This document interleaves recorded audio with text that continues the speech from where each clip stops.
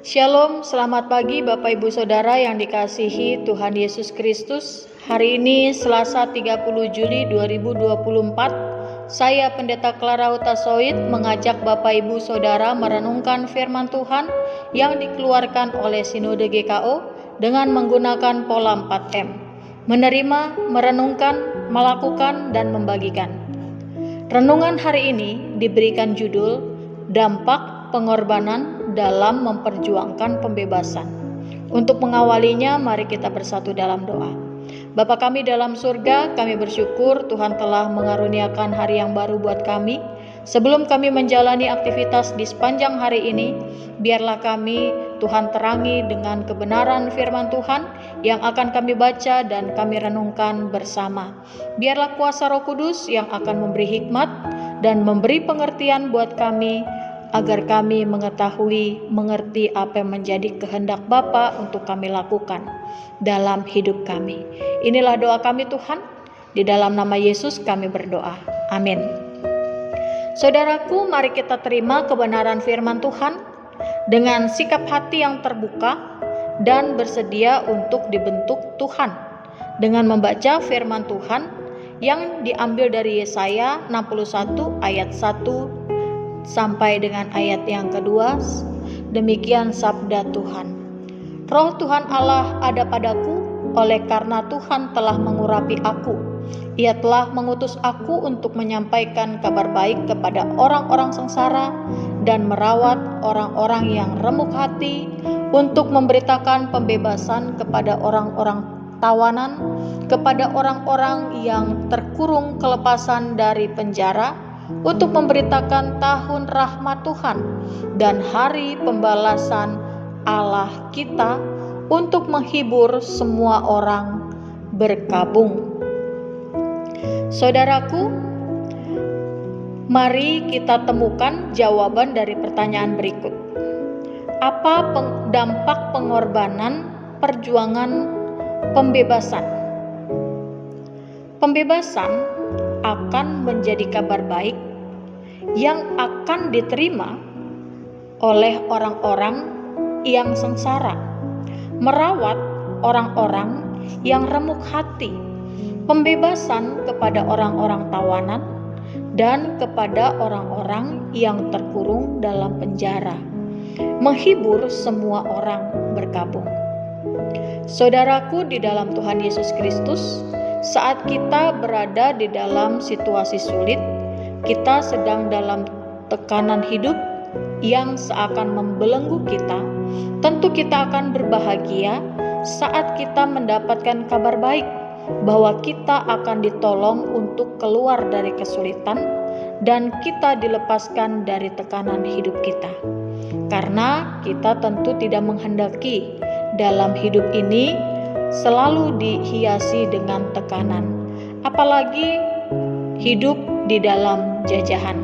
Karena itu bagi orang-orang yang sedang dalam jajahan, kabar baik baginya tentu adalah kabar kebebasan atau kabar kemerdekaan.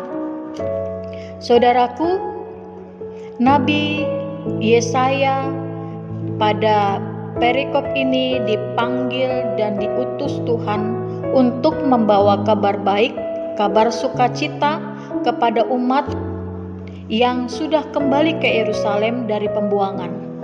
Berita keselamatan atau penghiburan ini disampaikan kepada umat Israel yang kondisinya pada saat itu berada dalam kondisi putus asa, tidak mempunyai harapan untuk masa depan yang lebih baik.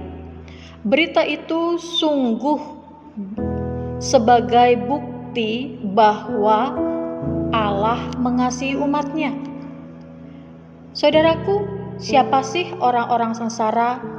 Siapakah orang-orang yang remuk hati? Siapakah orang-orang tawanan? Siapakah orang-orang yang dipenjara? Siapakah orang-orang yang berkabung? Kalau di dalam Perjanjian Lama, konteks Yesaya ini, mereka adalah orang-orang Yehuda yang dalam pembuangan yang akan kembali ke Yerusalem. Kalau di dalam konteks yang lebih luas, konteks kehidupan kita saat ini.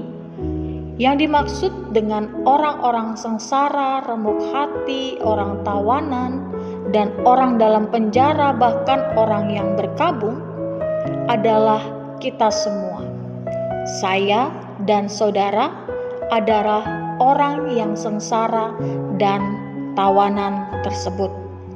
Yesus sebagai yang diurapi oleh Allah dapat kita lihat di dalam Lukas pasal 4 ayat 18-19, datang ke tengah-tengah dunia ini untuk membebaskan kita dari kesengsaraan, merawat hati kita yang remuk karena penderitaan di dunia ini. Dengan kematian dan kebangkitan Yesus, kita dibebaskan dari tawanan dan penjara dosa dan kematian. Dia hadir untuk menghibur kita sehingga masa perkabungan kita berakhir, diganti dengan masa-masa sukacita, masa yang penuh pengharapan bagi anak-anak Allah. Sebagai orang-orang yang dikasihi Tuhan saat ini, kita terpanggil untuk memberitakan tahun rahmat kepada orang-orang di sekeliling kita.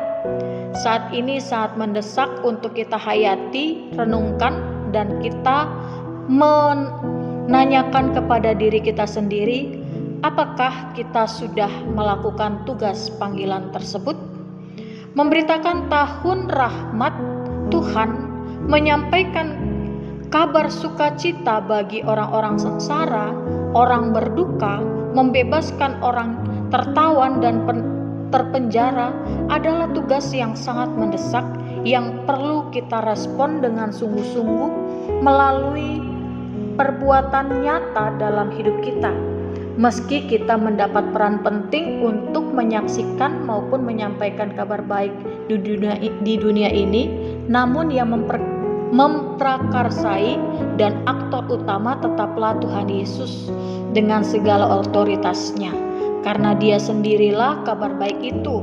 Karena itu hendaklah kesaksian kita harus dilakukan dengan kerendahan hati dan meninggikan Yesus dalam setiap kabar yang kita beritakan senantiasa.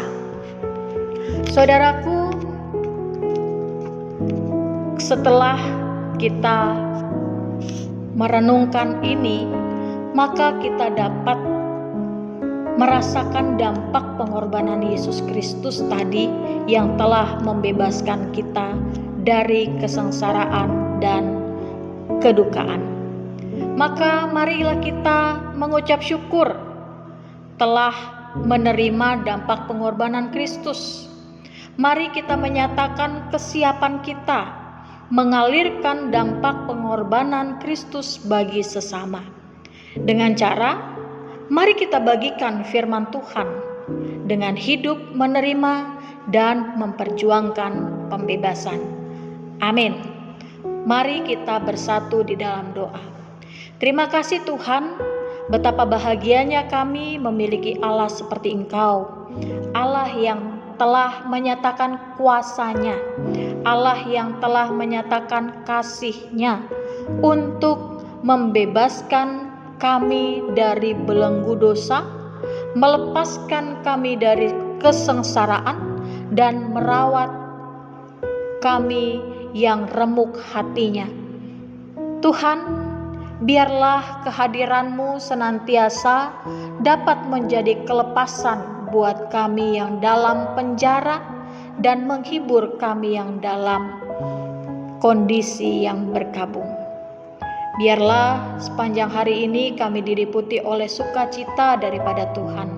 Bagi kami yang sedang sakit, kami percaya Tuhan mengasihi dan Tuhan yang akan memberikan kesembuhan. Terima kasih ya Tuhan. Inilah yang menjadi doa kami. Di dalam nama anak-Mu, Tuhan Yesus Kristus, firman yang hidup, kami berdoa. Amin.